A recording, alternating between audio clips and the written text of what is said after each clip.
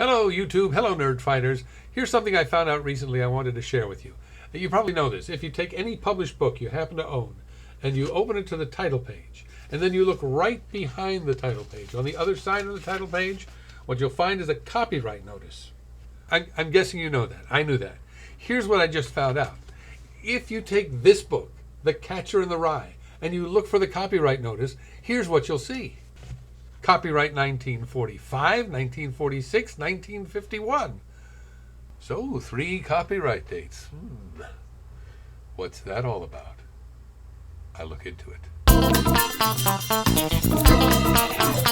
Okay, copyright 1945, 1946, 1951. Let's start with 1951. That's easy. That's when the book came out. The other 2 dates simply mean that parts of this book were published before the book came out. But where? I'll use the Google so you don't have to. 1946, the Christmas issue of the New Yorker magazine. The same New Yorker that was famous early this summer for publishing this cover. In 1946, we find this story, Slight Rebellion off Madison.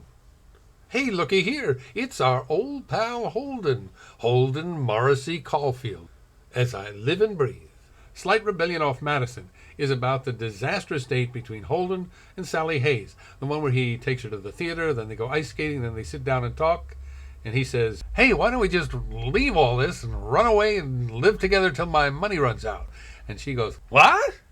And suddenly he's all, you make me sick. Then he gets drunk and he calls her at 2 a.m. I'll come over and trim your Christmas tree for you, huh? Huh? Here's what's not in the story. No ducks, no hunting cap, no prostitutes, no pimps, no flits, no little sister, no dead brother. Oh, and he didn't flunk out. He's just home for winter vacation. You know what else is missing? Holden's voice. Slight Rebellion off Madison has a standard issue third-person narrator. Holden took her to the Wedgwood room that night, and they both dressed. Sally, wearing her new turquoise job.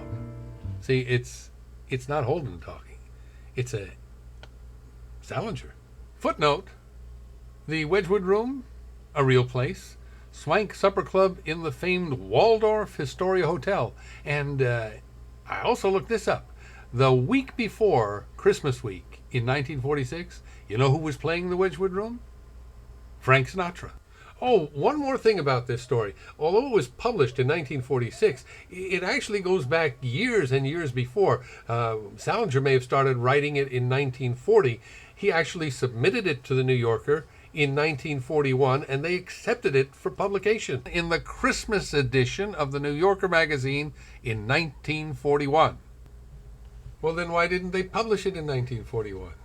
It turns out in December 1941, something else happened. Pearl Harbor. And the editors thought the story of Holden Caulfield just didn't match the mood of a country suddenly finding itself at war. We can't publish your story, I'm sorry. How come? World War II. Flash forward. War. Salinger joins up, stationed in England. Then sees very heavy fighting on D-Day, Omaha Beach. Then the Battle of the Bulge. Flash forward again. Peace. So now it's 1945, and Salinger has had a lot of time to keep thinking about Holden and the rest of the Caulfield family. And he's got a new short story that he submits to Collier's magazine. In this story, we have essentially the first 2 chapters of Catcher in the Rye. Very recognizable. Holden's voice, the ducks. Not quite the hunting cap, but we got the old professor and the flunking out of school. And we have the chapter where he goes home and sees his sister, Phoebe. The story's called I'm Crazy, and I hope this doesn't spoil things too much for you, but this is the illustration that Collier's published. So that's why 3 copyright dates. 2 short stories later incorporated into 1 novel. Put the whole timeline together and you've got from 1940 all the way to 1951. Catcher in the Rye is more than 10 years in the making. 10 years. The stories, I'm Crazy and Slight Rebellion off Madison, are the DVD extras for The Catcher in the Rye. If you want to read them, there are links over there. Until next time, I'm Mikola.